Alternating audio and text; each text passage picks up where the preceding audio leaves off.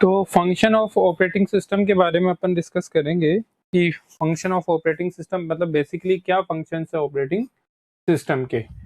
तो यहाँ पे जो डिस्कशन ये है कि ऑपरेटिंग सिस्टम जो है हमें पूरा प्रोवाइड कर होता है मैनेजिंग कंप्यूटर सिस्टम कि कंप्यूटर सिस्टम को किस तरीके से मैनेज करना है। ये आपका किससे होता है कंप्लीट ऑपरेटिंग सिस्टम। क्यों? क्योंकि ऑपरेटिंग सिस्टम ही एक ऐसा सॉफ्टवेयर है जो पूरा कंप्लीटली एनवायरनमेंट देता है आपको हर एक सॉफ्टवेयर को रन होने के लिए। क्योंकि ऑपरेटिंग सिस्टम ही फर्स्ट सॉफ्टवेयर है जो जैसे ही आपका जो सिस्टम है, जो डिवाइस है, वो जैसे ही ऑन होती है, जैसे ही प्रोसेस करती है, स्टार्ट होती है, तो पहला जो सॉफ्टवेयर अपलोड होता है, जो रन होता है, वो होता है आपका कौन-सा? Operating system. तो सब कुछ मैनेज किसके थ्रू हो रहा है? सारा ऑपरेटिंग सिस्टम के थ्रू। तो जो एनवायरनमेंट आपको मिल रहा है अपने दूसरे ऐप्स को रन करने के लिए, वो किसके थ्रू पॉसिबल है? आपका ऑपरेटिंग सिस्टम के थ्रू ही वो पॉसिबल है। ठीक है? तो ऑपरेटिंग सिस्टम के फंक्शंस बेसिकली क्या-क्या है कि कुछ एक फंक्शंस है जो ऑपरेटिंग सिस्टम हमें प्रोवाइड करवाता है। पर्टिकुलर जो एप्लीकेशंस है वो तो हर एक टूल के हर एक ऑपरेशन के लिए अलग से डेवलप की हुई है, ठीक है ना? जैसे आपको यदि टैक्स करना है मतलब एडिटिंग करनी है, लेटर टाइप करना है और फॉर्मेटिंग करनी है तो आप इसके लिए आप माइक्रोसॉफ्ट ऑफिस का यूज़ करोगे, ठीक है? अकाउंटिंग का वर्क करना है तो आप टैली का यूज़ करोगे, प्रेजेंटेशन आपको बनानी है तो आप पावर पॉइंट का यूज़ करोगे। तो हर एक चीज़ के लिए आप अलग-अलग सॉफ्टवेयर्स का यूज़ करोगे, तो यहाँ पे जो सॉफ्टवेयर्स के जो यूज़ होंगे वो उनको जो एनवायरनमेंट मिल रहा है वो किससे मिल रहा है? ऑपरेटिंग सिस्टम से। क्योंकि यदि ऑपरेटिंग सिस्टम ही उनको वो रन होने के लिए एनवायरनमेंट नहीं प्रोवाइड करवाएगा, तो वो एक्चुअली वर्क नहीं कर पाएँगे। तो कई बार आपने देखा होगा कि जैसे कि आप कोई भी सिस्टम में अपना सॉफ्टवेयर अपडेट करते हो या कोई नया सॉफ्टवेयर इंस्टॉल करते हो, तो वो आपको कुछ रिक्वायरमेंट बताता है कि हाँ, इस सॉफ्टवेयर को अपडेट होने के लिए या इस सॉफ्टवेयर को इंस्टॉल होने के लिए बेसिकली ये ऑपरेटिंग सिस्टम होना ज़रूरी है, ठीक है? अ, इतनी रैम होना ज़रूरी है, इतनी मेमोरी होना ज़रूरी है, ये प्रोसेसर होना ज़रूरी है। वो ऐसा क्यों दिखाता है? क्योंकि वो जो ऐप है, जो सॉफ्टवेयर है, वो इस कैटेगराइज़ से बना हुआ है कि आपको जितने भी एप्लीकेशंस हैं, उनको लिए वो एनवायरनमेंट चाहिए, उनको वो रन होने के लिए वो एनवायरनमेंट चाहिए और वो एनवायरनमेंट कौन देगा? वो वाला ऑपरेटिंग सिस्टम ही वो प्रोवाइड करवाएगा। तो प्रोसेस मैनेजमेंट और मेमोरी मैनेजमेंट और आपका फाइल मैनेजमेंट और डिवाइस मैनेजमेंट, ये 4 बेसिक ऑपरेशंस हैं जो ऑपरेटिंग सिस्टम हमें प्रोवाइड करवाता है कि हाँ, ये तो आपको ऑपरेटिंग सिस्टम के थ्रू ही मिलेंगे। तो ऑपरेटिंग सिस्टम का जो पहला ऑपरेटिंग फंक्शन है दैट इज़ प्रोसेस मैनेजमेंट कि प्रोसेस को कैसे मैनेजमेंट किया जाए। जो प्रोसेस है उसको क्या-क्या कौन-सा प्रोसेस हमें रिक्वायर है, किस तरीके से है, ये सारा किसके थ्रू पॉसिबल है? प्रोसेस मैनेजमेंट के through. So while a computer system is operational, different tasks are running simultaneously. अब आपको पता है कि जैसे ही आपका सिस्टम ऑन होता है, जैसे आप अपने सिस्टम को ऑन करते हो, तो ये तो होता नहीं कि आप एक के टाइम पे एक ही टास्क परफॉर्म करते हो। हम साइमल्टेनियसली एक ही टाइम पे बहुत सारी टास्क करते रहते हैं। फॉर एग्जांपल जैसे आपने बैकएंड में किसी चीज़ को कॉपी करना है तो वो कॉपी भी चला दिया। अब आप ऐसा नहीं होता है कि जब तक वो कॉपी यदि सपोज़ करो बिग फाइल है, तो वो कॉपी करने में 10 से 15 मिनट भी ले रही है। अब 10 से 15 मिनट कॉपी ले रही है तो आप बैठे तो नहीं रह सकते, आपको और भी वर्क करना है। तो ये तो एक नॉर्मल यूजेज की है बट बड़े-बड़े ऑर्गेनाइजेशंस होते हैं वहाँ पे एक साइमल्टेनियसली कई सारे अ, एप्लीकेशंस या कई सारी चीज़ें एक साथ रनिंग होती रहती है। तो उस केस में क्या होगा कि आपको जो मेन जो डिवाइस का प्रोग्राम है कि हम ऑपरेशनल जो भी डिवाइसेज़ है, उसमें एक ही टाइम पे बहुत सारी चीज़ें हम क्या करा सकते हैं, रन करा सकते हैं। A program is intend to carry out various task. जो एक प्रोग्राम है, वो क्या करता है, बहुत डिफरेंट डिफरेंट टास्क को कैरी आउट करता है। एक ही टाइम पे बहुत सारे डिफरेंट डिफरेंट टास्क को कैरी आउट कर सकता है। A task in execution is known as a process. अब जो टास्क जो एग्जीक्यूट हो रही है, जो टास्क एग्जीक्यूट हो रही है, उसे हम क्या बोलेंगे? उसे हम बोलेंगे क्या बोलेंगे? Operational known as process. क्या बोलेंगे उसको? प्रोसेस बोलेंगे। A task is execution is known process. तो जो क्योंकि जब भी अपन बोलते हैं सिंपल लैंग्वेज में हम बोलते हैं कि प्रोसेस हो रहा है। प्रोसेस हो रहा का मतलब क्या है कि जो आपने टास्क दी है, जिस सिस्टम को आपने स्टार्ट किया है, वो प्रोसेस हो रहा है। तो सिंपल सा मतलब क्या हुआ कि जो टास्क है आपकी वो क्या हो रही है? प्रोसेस हो रही है, धीरे-धीरे रनिंग हो रही है मतलब कंप्लीटली है, चल रही है। We can active a system monitor program that provide information about the process began executed on a computer. तो हम क्या कर सकते हैं, we can activate a system monitor programme.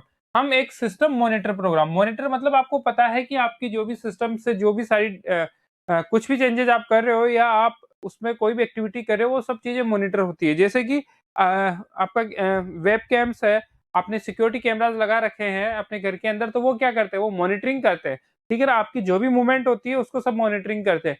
तो ऐसे ही आप क्या कर सकते हो कि जो सिस्टम जैसे एक्टिवेट होता है, तो activate a system monitor program that provide information about the process बिगेन एग्जीक्यूटेड ऑन ए कंप्यूटर। तो हम एक सिस्टम मॉनिटर प्रोग्राम को स्टार्ट कर सकते हैं जो हमें क्या बताएगा कि इस समय कौन कौन से प्रोसेस जो है वो एग्जीक्यूटेड हो रहे हैं, ठीक है। तो monitoring is the most important part. बड़े बड़े ऑर्गेनाइजेशंस में, जितने भी बड़े ऑर्गेनाइजेशंस होते हैं, उनके अंदर क्या होता है कि क्योंकि आप हर चीज वहां पे एक्सेस नहीं कर सकते, आपका हर सिस्टम मॉनिटर होता है। आप जो भी सर्च करोगे, आपने जो भी कीवर्ड दबाया, आपने कुछ भी किया, आपका वो हर चीज मॉनिटर होती है। क्यों मॉनिटर होती है? क्योंकि आप उनके सिस्टम पे उनके अलावा उनके पार्ट, उनका जो वर्क है, वही चीजें एक्सेस कर सकते हो। अदर दी चीजें आप उन पे एक्सेस नहीं कर सकते हो। जैसे ही आप चीजें अदर एक्सेस करोगे, वो आपको अलर्ट करेगा सिस्टम, या फिर वो आपको अलाउ ही नहीं करेगा, ठीक है। तो इस वजह से कि हम अपने सिस्टम को मॉनिटरिंग कर सकते हैं, कि आपको पता है कि बड़े बड़े ऑर्गेनाइजेशन से जहां कहीं भी होता है, तो वो क्या करते हैं, आपके सिस्टम को मॉनिटरिंग पे रख देते हैं कि आप जो भी एक्टिविटी कर रहे हो वो सब उनको कैच होती है, उनको पता रहती है। In some systems it can be activated by using control alert और डिलीट। तो आप किसके थ्रू कर सकते हो? जैसे आपके सिस्टम, अभी कभी आप कंट्रोल अलर्ट और प्लस डिलीट प्रोसेस करोगे, तो आपको सिंपल वहां पे क्या करेगा, कुछ भी विजिबल नहीं होगा, वो एक प्रोसेस में चलता रहता है, पर आपका सिस्टम क्या हो जाता है, कुछ टाइम के लिए टर्न ऑफ हो जाता है। मतलब टर्न ऑफ मतलब प्रोसेस चलता रहता है। It is the responsibility of operating system to manage this process and get multiple task completely in minimum time. तो उस समय जैसे आपने कंट्रोल अलर्ट प्लस डिलीट किया, तो आपका जो बैकएंड में प्रोसेस है वो कंटिन्यू चलता रहेगा, ठीक है। तो अब ऑपरेटिंग सिस्टम का काम क्या होता है कि कम से कम टाइम में उस पूरे प्रोसेस को कंप्लीट करे, कहे वो उसको मिनिमाइज करे, ठीक है। जो भी टास्क आप दिए हुए हो उसको, वो उसको कम से कम टाइम में क्या करे, कंप्लीट करे, ठीक है। As CPU is the main resource of computer system. अब हमें पता है कि जो सीपीयू, सेंट्रल प्रोसेसिंग यूनिट जो है, वो क्या है, मेन रिसोर्स है कंप्यूटर सिस्टम का। It's allocation among process is the most important service of the operating system. अब सबसे जो मोस्ट प्रोसेस की जो मोस्ट इंपोर्टेंट सर्विसेज है, वो क्या है, ऑपरेटिंग सिस्टम है। तो ऑपरेटिंग सिस्टम से ही आप क्या कर सकते हो, क्योंकि सीपीयू भी जब तक वर्क नहीं करेगा, जब तक आपका उसमें ऑपरेटिंग सिस्टम वर्क नहीं करेगा। तो as CPU is main source of computer system, its allocation among process is the most important service of the operating system. Operating system का सबसे important part है। Hence, process management concern the management of multiple process। अब process management क्या करता है? Process management का मतलब क्या है? मैनेज करना, किनको, मेनी प्रोसेस को, जो आप एक साथ साइमल्टेनियसली कई सारे प्रोसेस को रन करवा रहे हो, आप वर्क कर रहे हो, उन सबको मैनेज करना ही क्या कहता है, प्रोसेस मैनेजमेंट का पार्ट होता है, ठीक है। तो process management concern the management of multiple process. Management of multiple process, कैसे उन मल्टीपल प्रोसेस का है उनका मैनेजमेंट करना है। अलोकेशन ऑफ रिक्वायर्ड रिसोर्स, जो उनको रिक्वायर्ड रिसोर्स चाहिए उनको अलोकेट करना। And exchange of information among process, उनके बीच में कोई भी इंफॉर्मेशन है उनको एक्सचेंज करना। तो बेसिकली क्या चीज है, जो मैनेजमेंट सॉफ्टवेयर है, प्रोसेस मैनेजमेंट आपको क्या प्रोवाइड करता है, मल्टीपल मल्टीपल प्रोसेस को एक साथ रनिंग करवाना, उन मल्टीपल प्रोसेस के लिए जो अलोकेशन रिक्वायर्ड है, जो मेमोरी रिक्वायर्ड, वो प्रोवाइड करवाना, और इंफॉर्मेशन का एक्सचेंज, किस तरीके से वो एक से ज्यादा ऑपरेटिंग प्रोसेस है उनको आपस में इंफॉर्मेशन एक्सचेंज करनी है, that all are control by the process management. तो प्रोसेस मैनेजमेंट का जो मेन पार्ट है वो क्या है, process management concern the management of multiple process, allocation of required resources and execution of exchange of information among process। उन process के बीच में इंफॉर्मेशन का एक्सचेंज, मेमोरी कितना अलोकेशन में, अलोकेशन ऑफ रिक्वायर्ड रिसोर्सेज के अलोकेशन क्या क्या होना चाहिए, रिसोर्सेज जो है उनका allocation. Then multiple process management, multiple management process को कंप्लीट करना, ये काम होता है प्रोसेस मैनेजमेंट का। तो प्रोसेस मैनेजमेंट हमें क्या क्या देता है, प्रोसेस मैनेजमेंट हमें सारा कंप्लीट वर्क करवाता है कि किस तरीके से कोई भी जो प्रोसेस है, सॉफ्टवेयर है, किस तरीके से प्रोसेस करेगा। एक से टाइम में यदि मल्टीपल सॉफ्टवेयर एक साथ वर्क कर रहे हैं तो वो कैसे प्रोसेस करेंगे, प्लस आपका उस प्रोसेस के लिए क्या-क्या रिक्वायर्ड है, रिसोर्सेज जो रिसोर्सेज रिक्वायर्ड है वो प्रोवाइड करवाना, प्लस यदि वो प्रोसेस और दूसरे प्रोसेस से कोई इंफॉर्मेशन एक्सचेंज करना चाह रहा है तो वो इंफॉर्मेशन भी प्रोवाइड करवाना। ये सब टास्क होता है आपका प्रोसेस मैनेजमेंट का। अब आता है सबसे important part, memory management.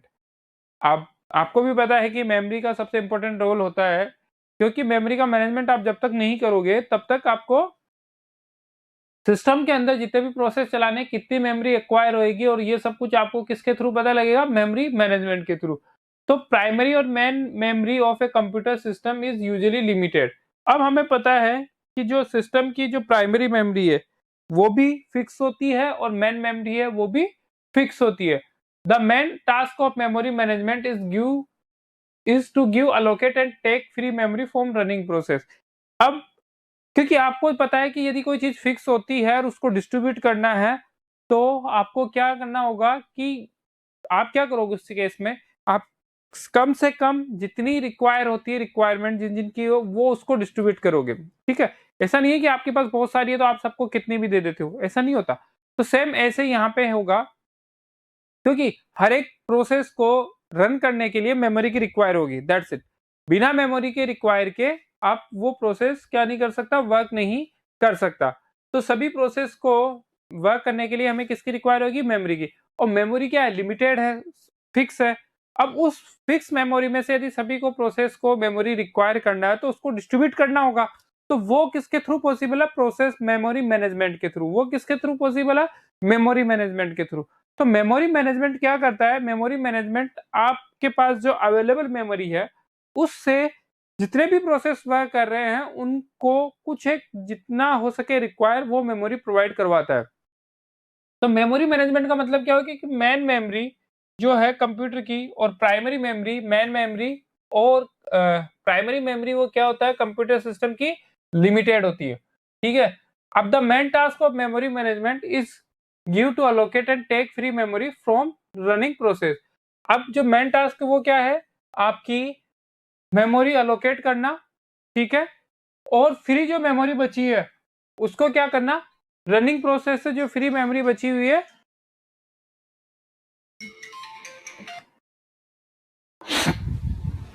Running process से जो मेमोरी बची हुई है उस पर वर्क करना।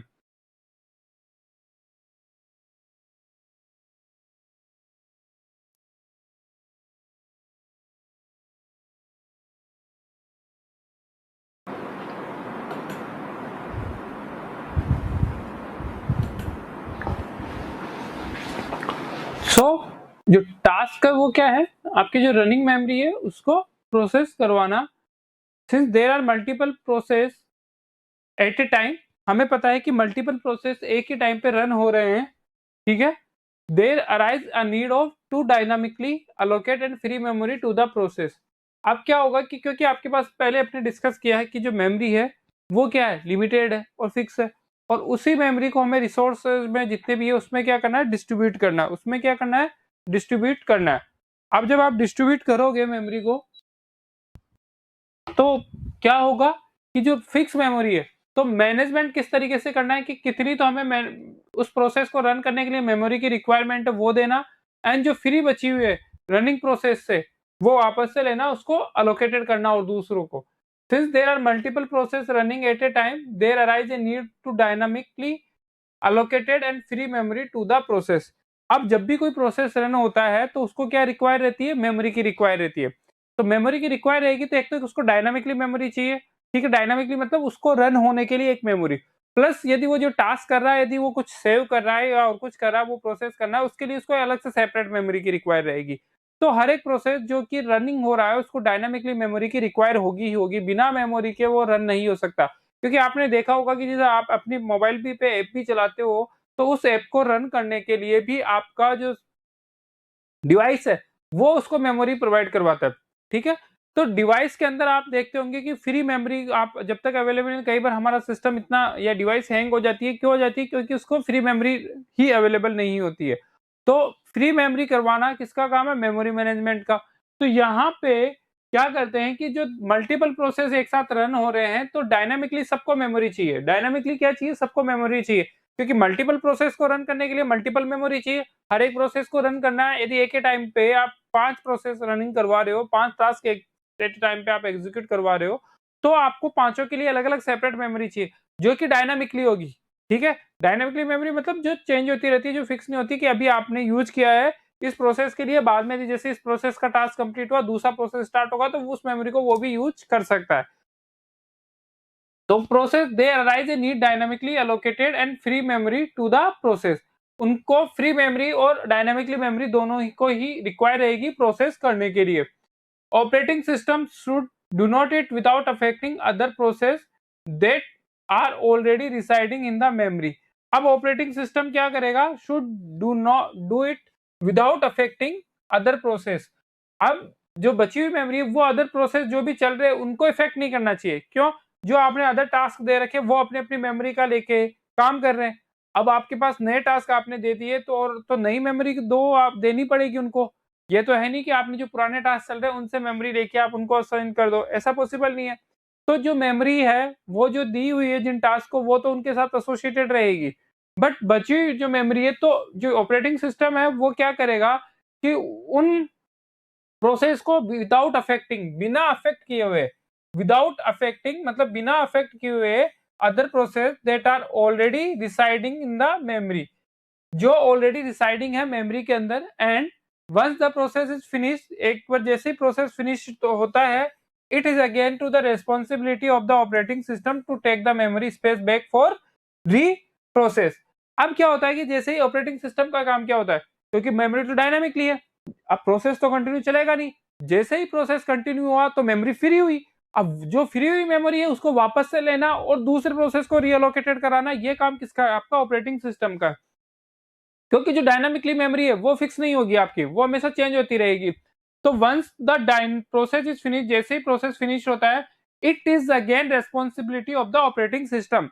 ये किसकी रेस्पॉन्सिबिलिटी है? ऑपरेटिंग सिस्टम की, वापस से क्या कि to take the memory space back, जो मेमोरी स्पेस उसने लिया था उसको वापस से देना। दैट इज ऑपरेटिंग सिस्टम का पार्ट है कि ऑपरेटिंग सिस्टम क्या करेगा कि जो मेमोरी स्पेस उसने ऑक्यूपाई किया था किसी टास्क को एग्जीक्यूट करवाने के लिए, वो टास्क कंप्लीट हो गई, तो जो डायनामिकली मेमोरी है वो बची हुई है, तो वो बची हुई मेमोरी वापस से सिस्टम को मिलनी चाहिए, वापस से ऑपरेटिंग सिस्टम को मिलनी चाहिए। तो यहाँ पे जो ऑपरेटिंग सिस्टम क्या करेगा कि मेमोरी का जो स्पेस है वो बैक वापस से लेगा एंड फॉर रीअसाइनिंग। तो जो अलग और प्रोसेस आपको वापस से देने हैं, उसको असाइन करने हैं, उनको रीअसाइन करने के लिए memory management concern with management of main memory with management of main memory so that maximum memory is occupied or utilized by large number of process। अब क्या होगा कि मेमोरी मैनेजमेंट जो है वो concern with management of main memory. Memory management किससे concern होगा? Main memory से। मेमोरी मैनेजमेंट किससे कंसर्न होगा? मेन मेमोरी से कंसर्न होगा।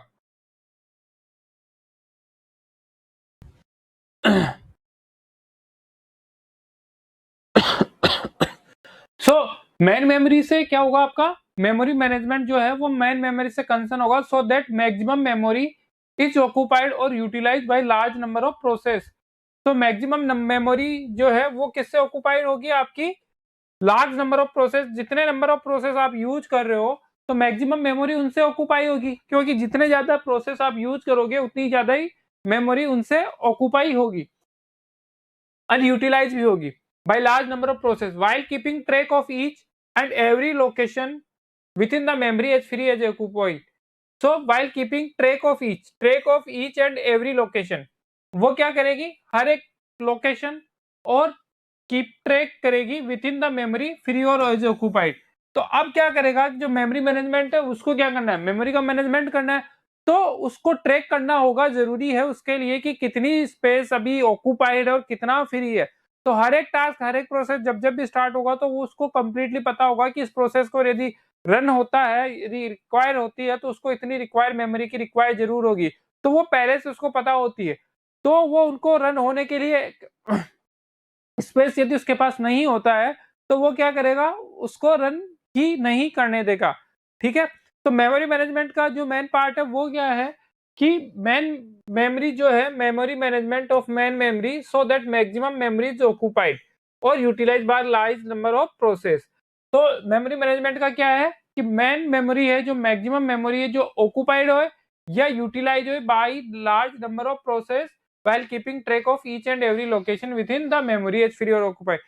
तो उसका काम क्या होता है कि जो भी प्रोसेस है उनके द्वारा कितनी मेमोरी ली गई, कितनी फ्री है, उन सबको मैनेज करना ही मेमोरी मैनेजमेंट का काम है। कि हर एक प्रोसेस के लिए, ईच एंड एवरी प्रोसेस के लिए आपको स्पेस कितना ऑक्यूपाई रहेगा, कितना रिक्वायर है, कितना आपका स्पेस फ्री बचा हुआ है, ये सब आपके किसके थ्रू प्रोसेस होगा, मेमोरी मैनेजमेंट के थ्रू। तो मेमोरी मैनेजमेंट क्या करता है कि जो मेमोरी का मैनेजमेंट है, जो मेमोरी के लिए रिक्वायर्ड मैनेजमेंट है कि हाँ इस प्रोसेस के लिए हमें इतनी मेमोरी चाहिए, इस टास्क को कंप्लीट करने के लिए हमें इतनी मेमोरी चाहिए, वो सारा किससे कंप्लीट होता है, आपका मेमोरी मैनेजमेंट से। नेक्स्ट है फाइल मैनेजमेंट। नेक्स्ट क्या है, फाइल मैनेजमेंट। अब बात करते हैं, हमने दो मैनेजमेंट्स के बारे में पढ़ा। सबसे पहले तो हमने पढ़ा आपका प्रोसेस मैनेजमेंट, कि जो प्रोसेस है वो किस तरीके से मैनेज कर रहा है हर एक प्रोसेस को, कि कितना रिसोर्सेज लोकेटेड है, कितना उसको एक्वायर चाहिए, किस किस प्रोसेस से वो इंफॉर्मेशन एक्सचेंज करेगा, लाइक दैट। उसके बाद में है मेमोरी मैनेजमेंट, कि मेमोरी जो है हमारे पास उसको मैनेज कैसे करना। क्यों, हमारी मेमोरी तो फिक्स है, वो तो हम चेंज ही नहीं कर सकते, तो जो मेमोरी है उसी से हम प्रोसेस करेंगे। थर्ड हमारा आता है फाइल मैनेजमेंट।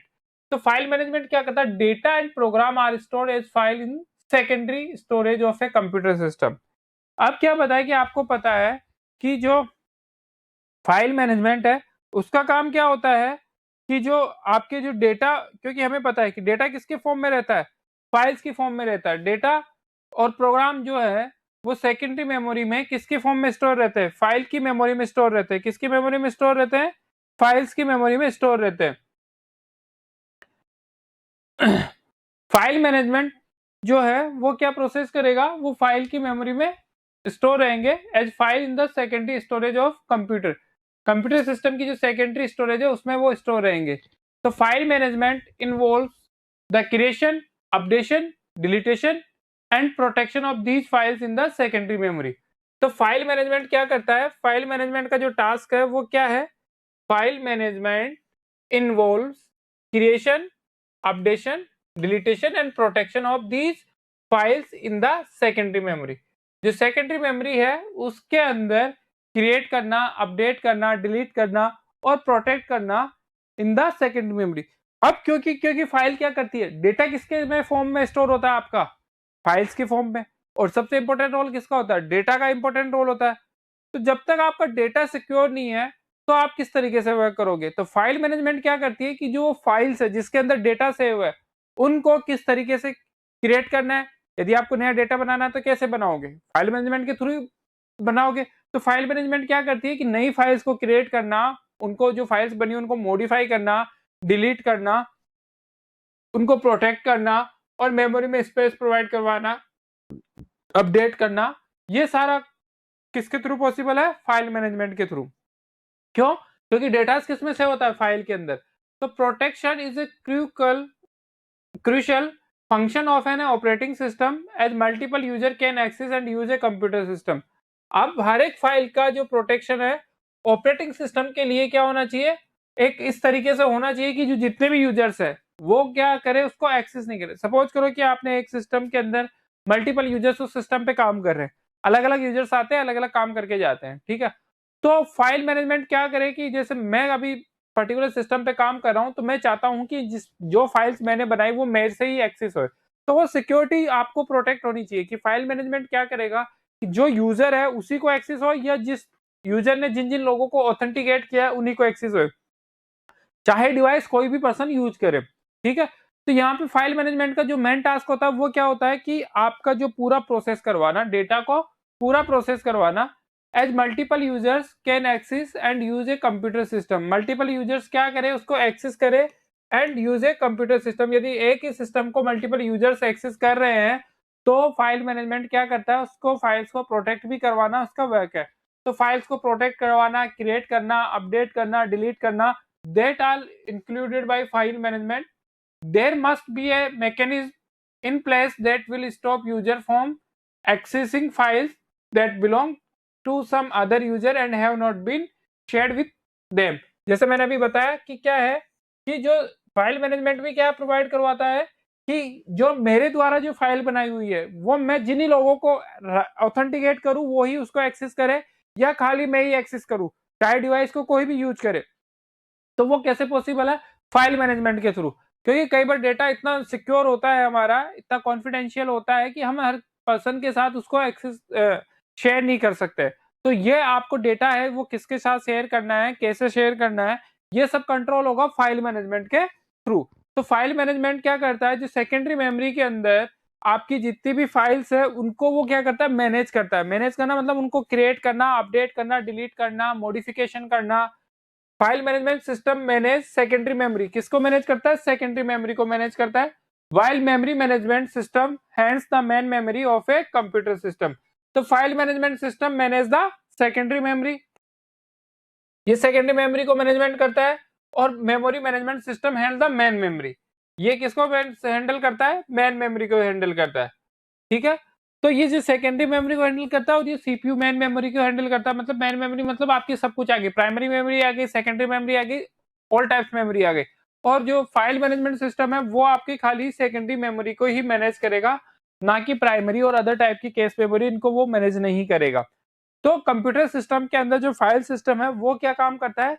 फाइल सिस्टम का जो बेसिकली वर्क है, क्योंकि हर एक डेटा जो स्टोर होता है वो फाइल्स के रूप में स्टोर होता है, कि फाइल्स को कैसे क्रिएट किया जाए, कैसे अपडेट किया जाए, डिलीट किया जाए या मॉडिफिकेशन किया जाए, तो वो सारा कंट्रोल होता है आपका फाइल मैनेजमेंट से। किससे कंट्रोल होता है? फाइल मैनेजमेंट से। और फाइल मैनेजमेंट ही उनको स्पेस प्रोवाइड करवाने के लिए एक्सेस देता है कि सेकेंडरी मेमोरी में कितना स्पेस इनको रिक्वायर रहेगा। एंड लास्ट अब डिवाइस मैनेजमेंट। लास्ट क्या है? डिवाइस मैनेजमेंट, कि जो डिवाइस है उसको किस तरीके से जो इनपुट आउटपुट डिवाइसेस उसके साथ अटैच है उनको मैनेज करना, कि आपको जो डिवाइसेस इसके साथ अटैच हुए सिस्टम से उनको भी मैनेज करना जरूरी है। यदि आप कौन कौन सी डिवाइसेस यूज करोगे, जैसे बिना ड्राइवर्स के आपने वेबकैम लगा दिया तो उसको भी मैनेज करना है, आपको कीबोर्ड लगा रहे हो तो उसको भी मैनेज करना है, आप मॉनिटर लगा रहे हो तो उसको भी मैनेज करना है। तो ये सारा है डिवाइस मैनेजमेंट का। A computer system has many input और output device and hardware connect to it। एक कंप्यूटर सिस्टम क्या है? Many input output device. हमें पता है कि कंप्यूटर सिस्टम पे क्या है? मेनी इनपुट आउटपुट डिवाइसेज है।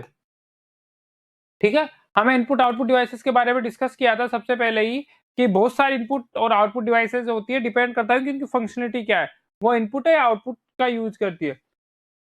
अब जो सिस्टम है वो बहुत सारे इनपुट आउटपुट डिवाइसेस से, हार्डवेयर से कनेक्ट हो सकता है। Operating system manage these heterogeneous devices that are interdependent. अब ऑपरेटिंग सिस्टम का मतलब क्या करेगा? वो ही मैनेज करेगा जो डिवाइसेस उससे कनेक्टेड है, इंटरडिपेंडेंट है।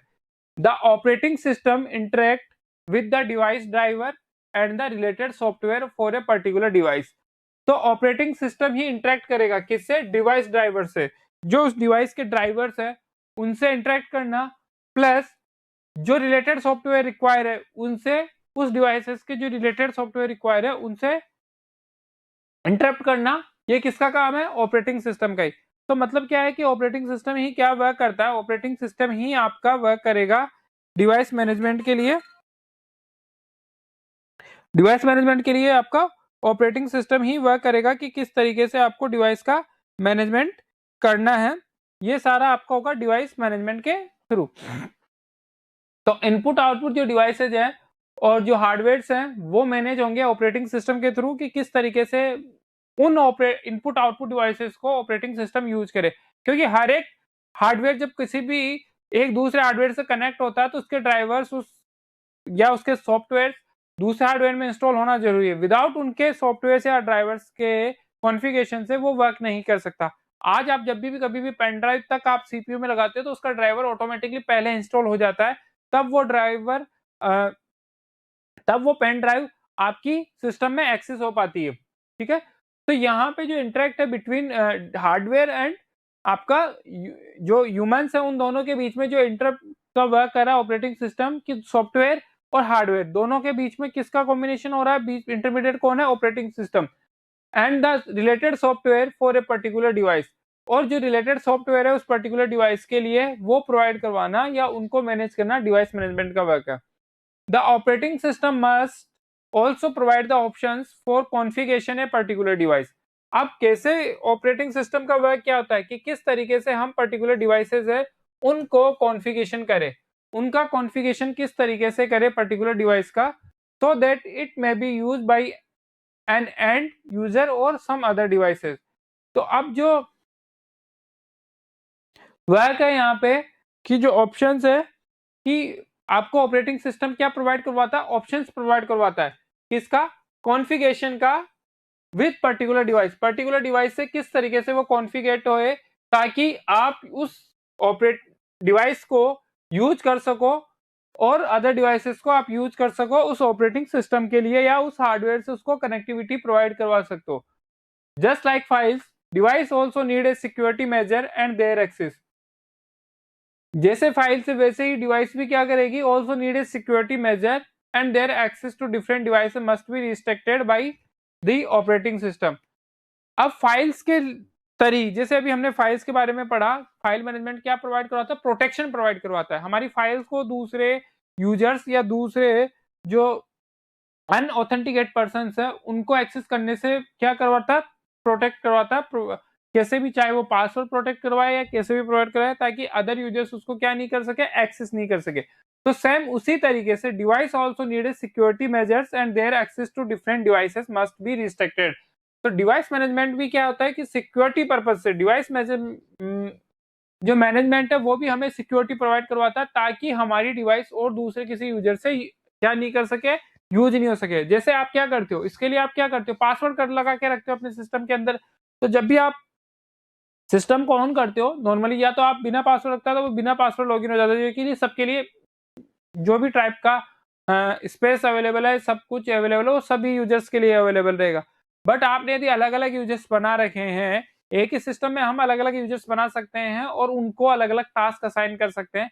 तो उस केस में क्या होगा कि जो अलग अलग यूजर्स है अपने जो आपने उसको स्पेस या जो पार्ट आपने उसको दिया है, जो यूजर्स वो उसी को एक्सेस कर सकता है, अदर यूजर्स का डेटा को वो क्या नहीं कर सकता, एक्सेस नहीं कर सकता। तो वहां ये जो डिवाइस मैनेजमेंट है वो क्या करता है, आपको डिफरेंट यूजर या जो रिस्ट्रिक्टेड करता है ऑपरेटिंग सिस्टम को अनऑथोराइज यूजर से। तो ऑपरेटिंग सिस्टम ओनली उस ऑपरेटिंग सिस्टम से केवल ऑथोराइज यूजर ही क्या करे, एक्सेस करे software and other hardware only. उस पर्टिकुलर डिवाइस मैनेजमेंट का वर्क क्या होगा कि आपको पहले तो डिवाइसेस के किस तरीके से उसके कॉन्फ़िगरेशन करवाना है, किस तरीके से वर्क कराना है, कौन सी इनपुट डिवाइसेस के साथ अटैच हो सकती है, कौन सी आउटपुट डिवाइसेस के साथ अटैच होती है, उनके साथ वर्क करना। देन जो डिवाइसेस हैं उनको रिस्ट्रिक्टेड करना कि आप किस तरीके से, और सिक्योरिटी प्रोवाइड करवाना कि किस तरीके से आप वो वर्क कंप्लीट कर सकते हो, आप अदर पर्सन जो भी है उसको क्या नहीं कर सके, एक्सेस नहीं कर सके। ठीक है, सिक्योरिटी भी प्रोवाइड करवाना जो काम है वो डिवाइस मैनेजमेंट का काम है कि एक यूजर या जितने भी यूजर्स है सबके अलग अलग यदि क्रेडेंशियल है तो सबको आपस में सिक्योर प्रोवाइड कराना, किसी का एक का डेटा दूसरे के साथ शेयर नहीं होए। तो एक ही डिवाइस पे डिवाइस मैनेजमेंट आपको अलग अलग यूजर्स बना के आपको एक्सेस दे सकता है कि हाँ आप इन टास्क को एक्सेस कर सकते हो। तो ये कंप्लीटली हो गया हमारा डिवाइस मैनेजमेंट। तो इस तरीके से हमारा ये वाला चैप्टर कंप्लीट हो गया है। ठीक है, इसके क्वेश्चन आंसर हम देखेंगे।